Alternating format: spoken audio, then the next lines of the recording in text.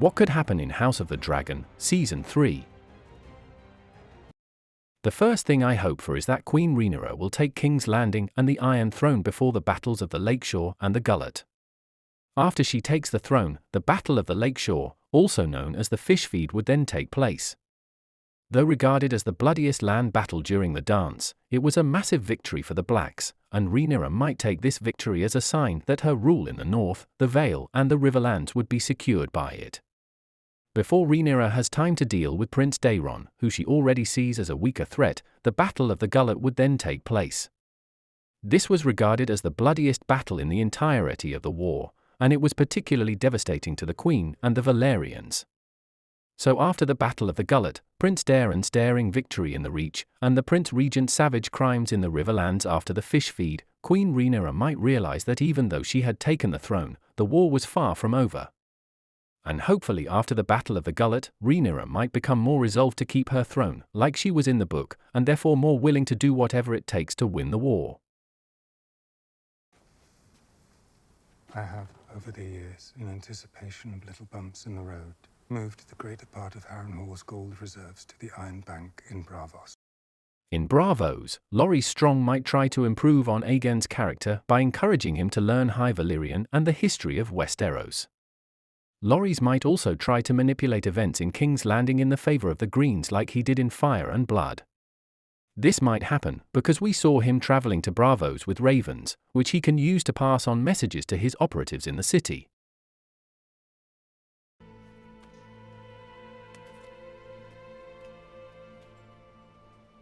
Είναι άρλη κρυντρουχάς, σε παρμορχούλιας. Νουκικός τον ταούρ.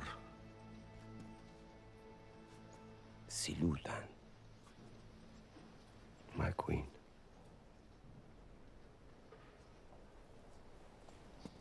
The relationship of Daemon and Rhaenyra might take another twist in Season 3. Following the downfall of King's Landing and the Prince Regent, Aemon Targaryen, a bond might develop between Daemon and Helaena. This is because of their shared vision at the end of Season 2 in which Helaena convinced Daemon to accept his destiny, which is to serve Queen Rhaenyra.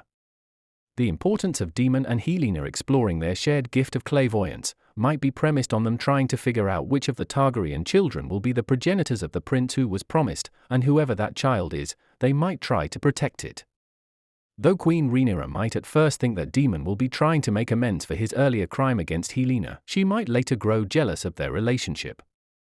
This is because after the Battle of the Gullet, Rhaenyra might become more suspicious, irritable and therefore more easily manipulated by her counselors, and in particular Miss Arya. Miss Arya might want to reward the Dragonseed's valiant effort during the Battle of the Gullet with lordships, but Daemon might convince the Queen not to do this. He might share Jace and Aemon's sentiments about the seeds, or maybe Daemon won't want to believe that his father sired a bastard, like Wolf might stupidly tell him. I'm the son of Balon the Brave. Bastard brother to Prince Daemon. And the late King Viserys. Uncle to the one true queen, Rhaenyra Targaryen.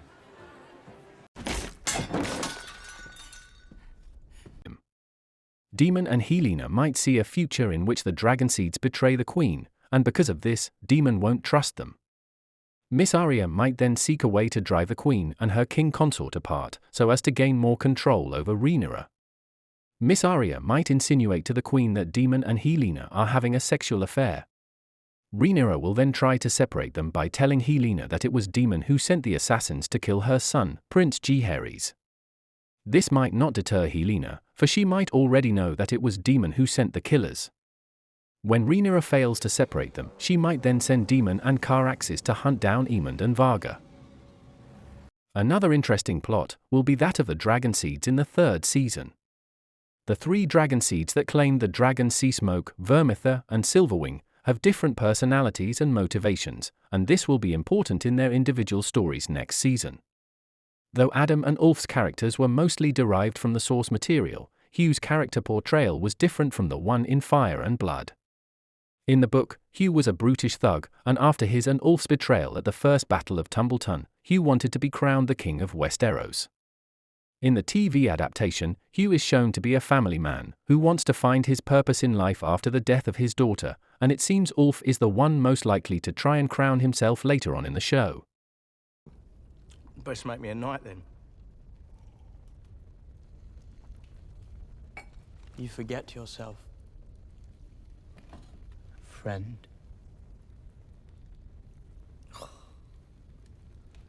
Sense of humour do you all good.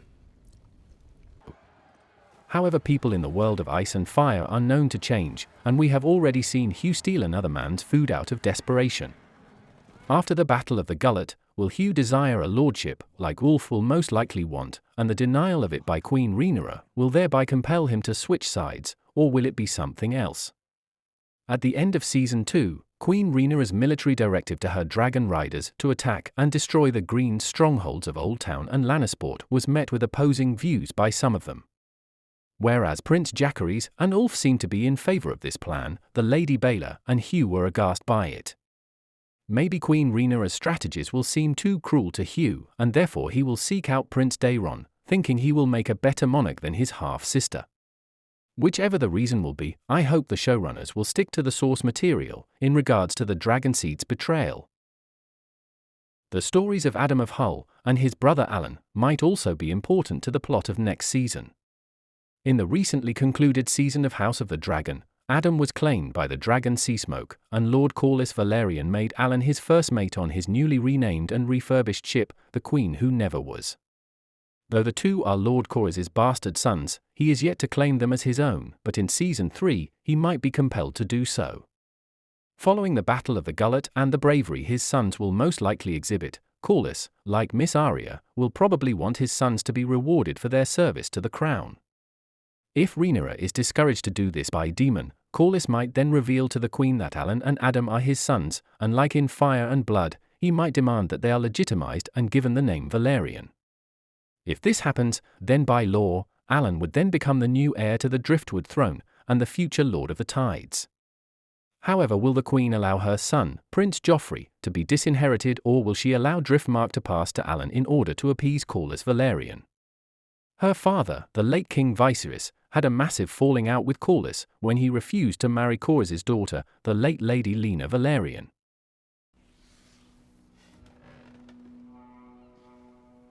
This is an absurdity. You can't possibly still be angry about this. So given how important the Velaryon fleet is to Rhaenyra's rule, she might not have a choice but to grant Lord Corlys' demands. But even if the Queen might agree to it, will Alan accept Corlys' offer, given how he rejected his father's offer of help at the end of last season? The issue of the betrayal of the Dragonseeds might also damage the relationship of the Queen and her hand. In Fire and Blood, Lord Corlys defended the innocence of his son, Adam Velaryon, in regards to the betrayal of the Dragonseeds, and it led to a falling out between Queen Rhaenyra and Lord Corlys Velaryon. The same might happen if the betrayal of the Dragonseeds happens next season. In The Reach, we will be introduced to Prince Daeron. Sir Daeron Targaryen was the third son and the fourth child of the late King Viserys and the Queen Dowager, Alicent Hightower. Daeron was a dragon lord, and his dragon was called Tessarion.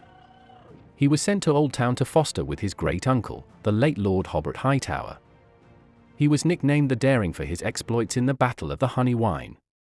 In Fire and Blood, Daeron was the most beloved of the sons of King Viserys by the small folk of King's Landing, for he was described as courteous and clever. However, it should be noted that like his elder brothers, Aegon and Aemond, Daeron hated his nephews, and in particular Prince Jacaerys Velaryon. King Viserys forced the two princelings to share one wet nurse when they were still infants, in the hopes that they can have a brotherly bond, but the king's plan failed, for Daeron and Jacaerys grew up hating each other. Last season, Queen Rhaenyra was dismissive of the threat her youngest half-brother, Daeron, posed to her.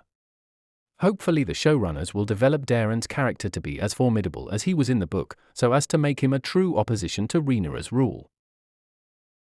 In the Riverlands, Sir Criston, Sir Gawain, and their army will probably be joined by the Prince Regent, Aemon Targaryen. Though caught in an impossible situation of either fighting Rhaenyra and her 6 dragons, or fighting a highly experienced demon, Aemond will have no choice but to attack Daemon. he might see Daemon as the most dangerous challenge, as though Rhaenyra has more dragons, her army is still in the Riverlands, and to prevent the two from joining up, Aemond would have to attack his uncle and destroy the Riverlands army. Like in Fire and Blood, however, this might be a trap by Daemon, for he might abandon Harrenhal and order the Riverlands army to disperse. Unaware of this trick, Aemond would then take the castle and see it as a great victory, and will then wait for his Westerland army to join him at Harrenhal so that together with Criston's army, they can all subdue the River Lords. However, Daemon would have joined the Queen and her dragons, and together they would take over King's Landing, and he would have ordered his army to make a preemptive attack on the Lannisters as a way from preventing them from joining up with the Prince Regent.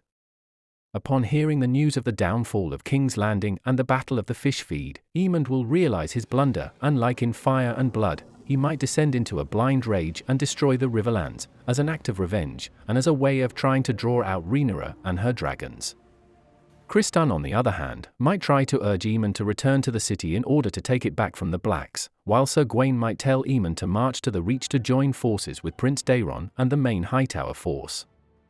The second option would be the best for the Greens, as Aemond and Daeron combined would be a formidable opposition to Rhaenyra's rule, and not to mention Daeron would be more likely to heed to Aemond's tactics and commands than Aegon and Helaena, for in the book, Daeron was raised to take commands. However, out of arrogance, anger, or maybe because of the influence of Harrenhal and Aelys rivers, Aemond will most likely refuse to leave the Riverlands. Whether Criston and Gawain will remain together in order to make a suicidal attack on King's Landing, or to join up with Prince Daeron in the Reach, or go their separate ways, is unclear, but the outcome might be the same, or close to it. In the book, Sir Criston met his demise in the gruesome Butcher's Ball as he was trying to lead his army to join up with Prince Daeron, and this is probably the same end he will suffer in Season 3.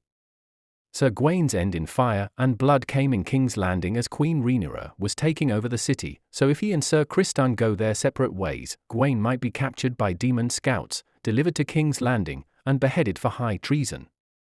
Or maybe the scouts might deliver him to the Riverlands army and he, like Criston, would later be killed at the Butcher's Ball. Or Gawain might make it to his nephew, Sir Daeron in the Reach, though his importance in that regard is non-existent in my opinion, as he would most likely die anyway. So whichever path Sir Criston and Sir Gawain take next season, it's clear that Criston's prediction about their fate at the end of Season 2 is unavoidable. We march now toward our annihilation.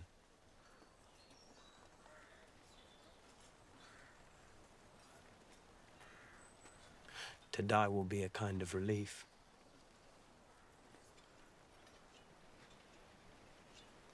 Don't you think? One character, whose future is uncertain, is Princess Rhaenyra. However, she might be linked to Sir Rickard next season.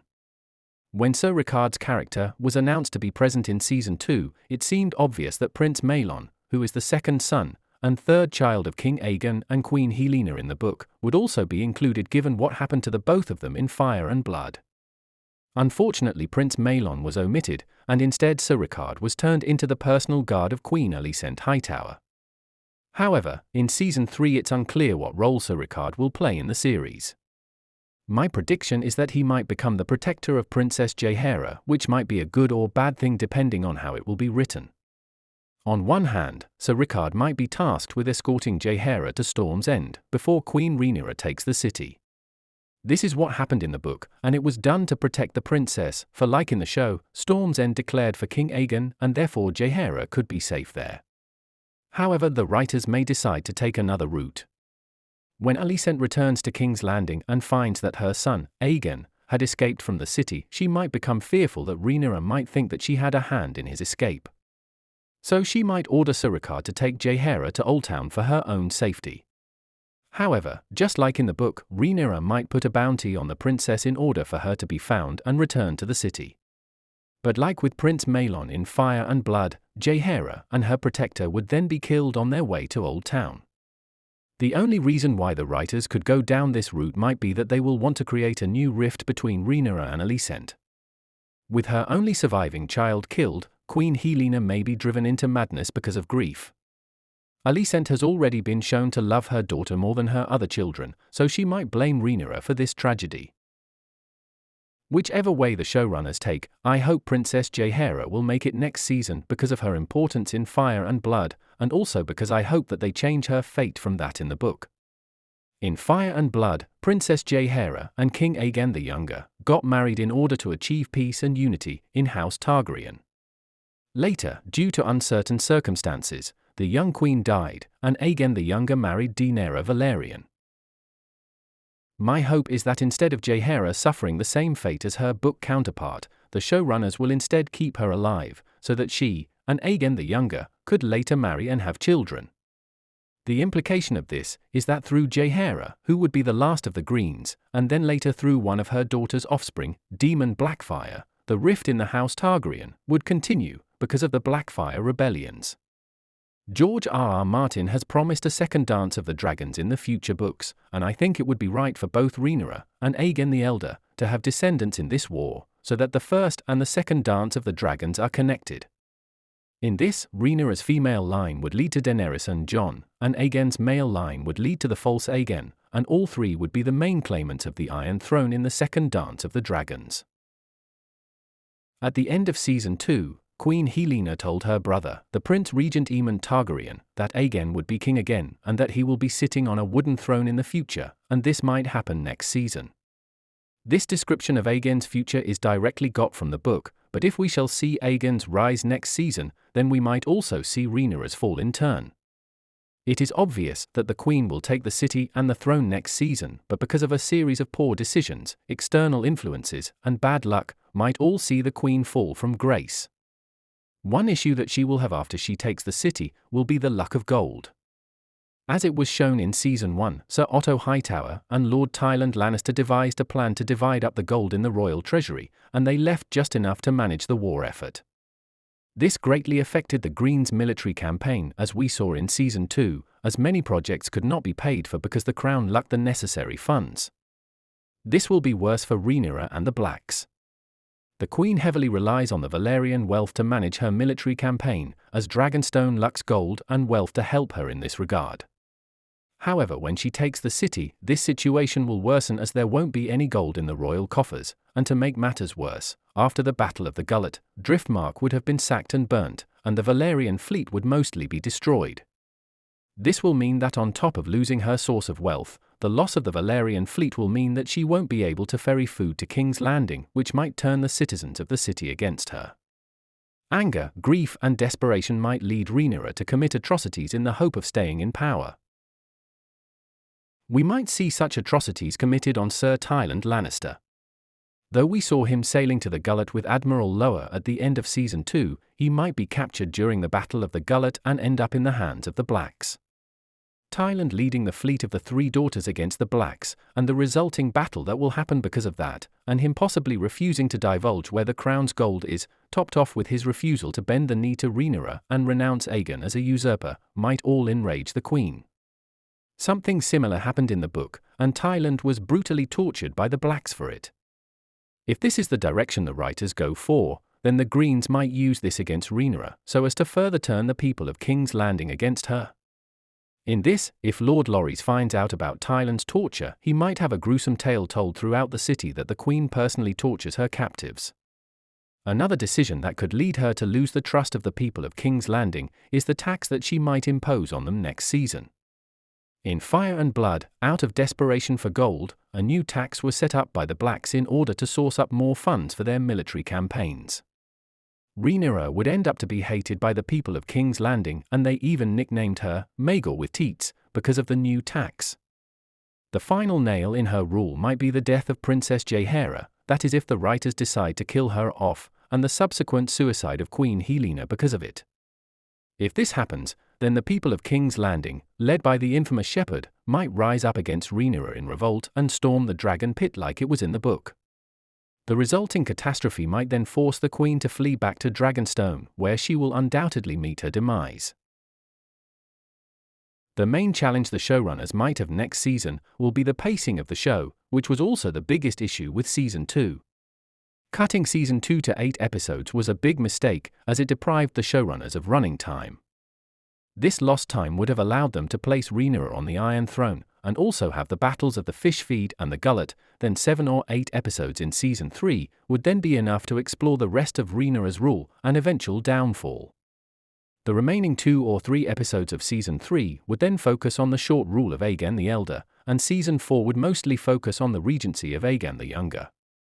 But now, the showrunners have too much on their hands, including Rhaenyra's rise and fall, at least 5 major battles, Aegon's rise and fall, and not to mention a multitude of other characters that have to be developed or introduced.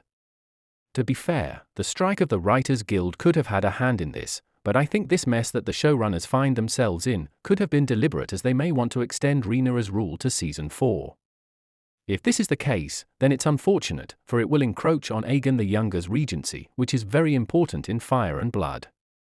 It's obvious that, like in Season 1, Aegon the Younger's regency in Season 4 will have time jumps, but if Rhaenyra's rule extends to Season 4, a lot of Aegon the Younger's regency will be cut.